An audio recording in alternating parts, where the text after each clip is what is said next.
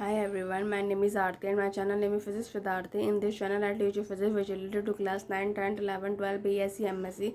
Again and again, if you like my channel, if you like physics के notes, then please subscribe my channel and share it with your friends. क्योंकि यदि आप मेरे channel को subscribe करेंगे तो मुझे मोटिवेशन मिलेगा अपने फिजिक्स रिलेटेड वीडियो ऐसे अपने चैनल अपलोड करती रहूँगी because notes are most important. आप किसी भी चीज़ को कितना भी समझ लीजिए, लेसन पेपर में आपको नोट्स लिखने होते हैं जिसके बेस पर आपकी एग्जाम में डिवीजन बनती है. So for examination purpose notes are most important and also share with the friend ताकि उनको भी आपके तरह नोट्स प्रोवाइड हो सके. अगेन जिसने पहले से मेरे चैनल में फिजिक्स रिलेटेड वीडियो देखी उसे पता है कि मेरी क्लास 11 का चैप्टर 4 चल रहा है, जिसमें से मैंने आपसे कहा था कि मैं नेक्स्ट वीडियो में टॉपिक शुरू करूँगी. So without any wasting of time let's begin start. Motion in a plane, जो कि चैप्टर का ही नाम है. देखिए कैसे. Let's begin start. In this section we shall see how to describe motion in 2 dimension using vector. इसमें हम 2 dimension का यूज़ करेंगे, मतलब x y y z या फिर z x.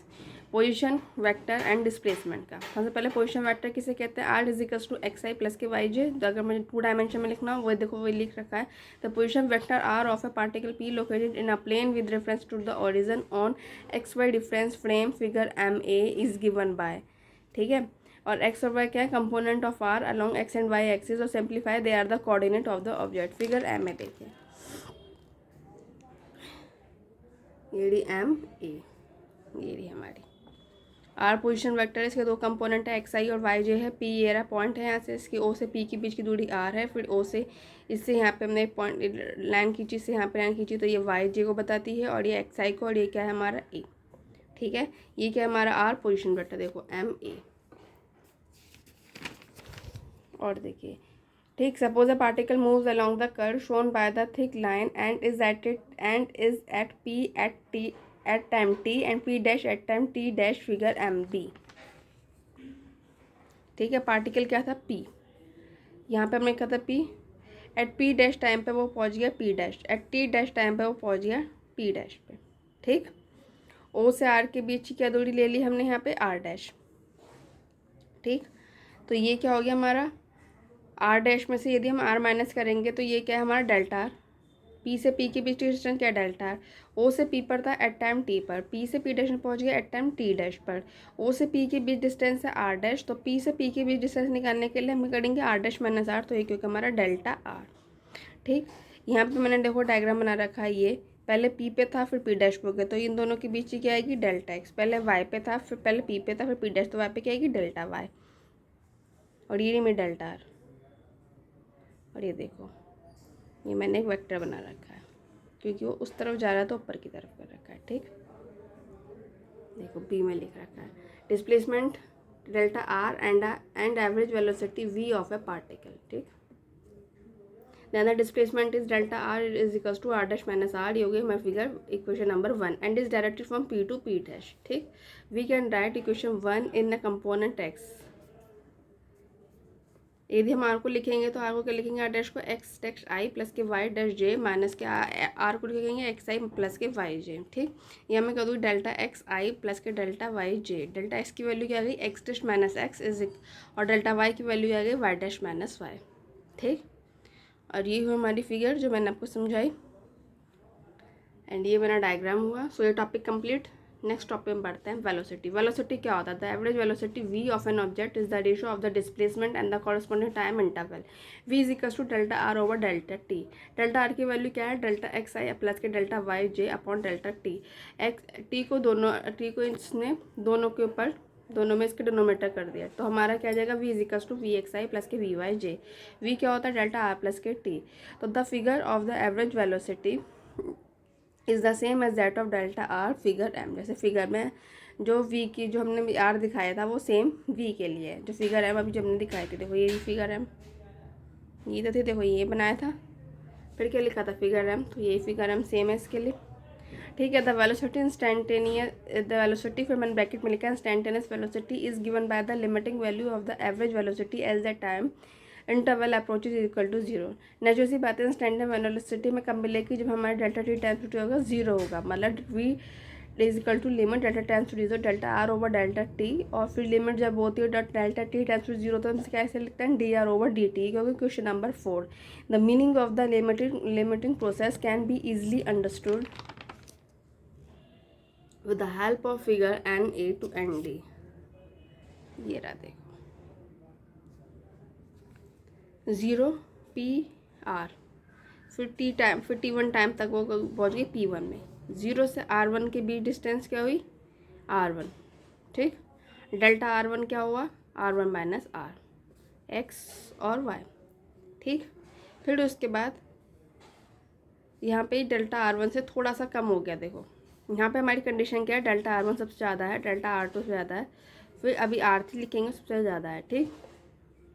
अब मैं आपसे लिखूँगी भी थिकनेस ऑफ लाइन क्या होती है, कम होती जाती है। देखो फिर ये R, फिर T2 टाइम लिया, T2 टाइम में और कम पहुँचती गई, और कम हुई तो ये P2 हो गई, ये होगी R2।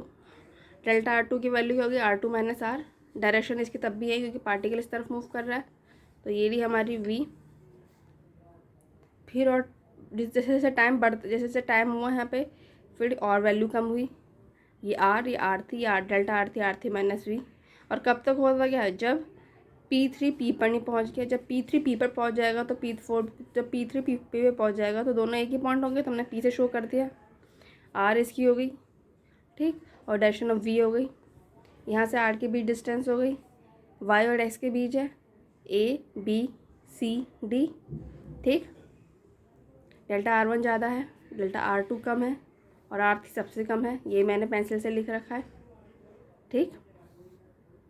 फिगर एन देखो लिख रखा है मैंने, figure N as the time interval delta T approaches 0, मतलब जैसे डेल्टा टी अप्रोच 0 जैसे जैसे कम होता जा रहा है, the average velocity approach the velocity, the average velocity approach the velocity V. जो एवरेज वेलोसिटी है वो किस में पहुँच रही है, वी में, क्योंकि एक जब टाइम 0 होता गया तो वो P3 P पर पहुँच गया, तो किस में पहुँच गई, वो एवरेज वेलोसिटी वी में। The direction of V is parallel to the line tangent to the path, जो कि आपको डायग्राम से दिख रहा है, ठीक। अभी देखिए क्या लिखा है, in the figure, in this figure में the thick line represent the path of the object which is in this figure the thick line represent the path of the object which is at P at time T dash. P1 P2 P3 represent the position of the object after time delta T1 T2 T3, जो कि मैंने आपसे कहा था कि T1 पे इतना T3 है, तो इनकी पोजीशन क्या है, delta R1 delta R2 delta R3 are the displacement of the object in time delta T1 delta T2 delta T3 respectively, ठीक। तो कहने का मतलब यह है कि जैसे जैसे टाइम हमारा 0 पे पहुंचता जाता है तो हमारी एवरेज वेलोसिटी अप्रोच पहुंच जाती है उसी की पार्टिकल की एक्चुअल वेलोसिटी में, ठीक। फिर देखिए क्या लिख रखा है, ये डायग्राम भी हमारे ये हुए, देन उसके बाद ये एंड देन ये। The direction of the average velocity V is shown in the figure A B C for 3 decreasing value delta T delta that is delta T1 delta T2 delta T3, ठीक। कहने का मतलब यह है T1 की value ज़्यादा थी तो ज़्यादा हुआ, T1 की वैल्यू कम थी तो और कम हुआ, और जब डेल्टा T की वैल्यू और भी कम थी तब भी हुआ, ठीक। और जब वो डेल्टा T 0 पे पहुंच गया तो हमें फिगर D मिली। ये देखिए ये लिखा जाएगा अभी, एज डेल्टा T, देखो T1 कम है, T1 ज़्यादा है, T2 उससे कम है, T3 सबसे कम है, और days delta T tends to 0 delta R tends to 0 and is along the tangent to the path, figure and D, जो कि शो में दिखाया गया। Therefore the direction of the velocity at any point of the path of object is tangential to the path at that point as in the motion of the and is in the direction of the motion, ठीक। जो direction of velocity होती है किसी point के object में वो क्या होती है, एक स्पर्श रेखा, जिसे हम कहते हैं tangential to the path at the point P and is in the direction of the motion. जब हम सर्कल बनाते हैं तो हम उसको कोई वेलोसिटी दिखाते हैं तो उसे टच करती हुई जो हम लाइन खींचते हैं वही वेलोसिटी होती है, उसे ही वही कौन सी लाइन होती है, टेंजेशनल लाइन। अब V को क्या होता है, dr ओवर dt, x और y के टर्म में लिखा, डेल्टा T टेंस टू 0 लिखा, दोनों को अलग अलग कर दिया तो क्या आ गया, I limit delta tends to 0। हमने इसी हुआ क्योंकि हमने क्या कहा था, टाइम अप्रोचेज 0 तो डेल्टा T टेंस टू 0 है ना। यहाँ पे हमने क्या लिखा, डेल्टा T अप्रोचेज 0, ये average velocity time interval approaches 0, तो इसलिए हमने यहाँ पे डेल्टा T टेंस टू 0 लिखा, ठीक, अलग अलग कर दिए। फिर उसके बाद V का फॉर्मूला क्या हो गया, I dx, V is equals to I v is equals to V X I plus के वी वाई जे और वी एक्स की value D X over D T, V Y equal D Y over D T. So if the expression for the coordinate X and Y are known as function of time we can use equation to find V X and V Y. मतलब हम उसका magnitude भी निकाल सकते हैं. तो we X और we Y की वैल्यू निकली, ये अब हमें पता है तो हम कैसे निकालेंगे. V is equals to under root V X square plus के वी वाई का स्क्वायर. और यदि मैं डायरेक्शन निकालें tan theta is equals to V Y over V X और थीटा की वैल्यू निकालें tan inverse V Y over V X V Y and Vx, Vy and angle theta are shown in the figure O for a velocity vector at V at point P. अब ये जो मेरा total V है और ये total theta है, इन दोनों के बीच मैंने ग्राफ खींचा, वो है ये रहा मेरा V, ये रहा मेरा थीटा, ये है मेरा Vxi, ये मेरा Vyj है, ये पार्टिकल वाइज जो डायरेक्शन है, ये y है, ये x है. तो component of Vx and Vy of velocity V and angle theta it make with x axis. Note that vx is equals to v cos theta and vy is equals to v sin theta. So ये topic मेरा यही complete होता है. Next video में करेंगे acylation, वरना video बहुत बड़ी हो जाएगी, पैनिक हो जाएगी, इसलिए हम एसिलेशन करेंगे नेक्स्ट वीडियो में. अगेन मैंने जितना तो पढ़ा दिया उस रिलेटेड कोई भी टॉपिक पूछना हो तो कमेंट बॉक्स में कमेंट कर सकता है. मेरी 100% कोशिश रहेगी कि मैं आपकी प्रॉब्लम का सॉल्यूशन कर सकूँ जो फिजिक्स से रिलेटेड है.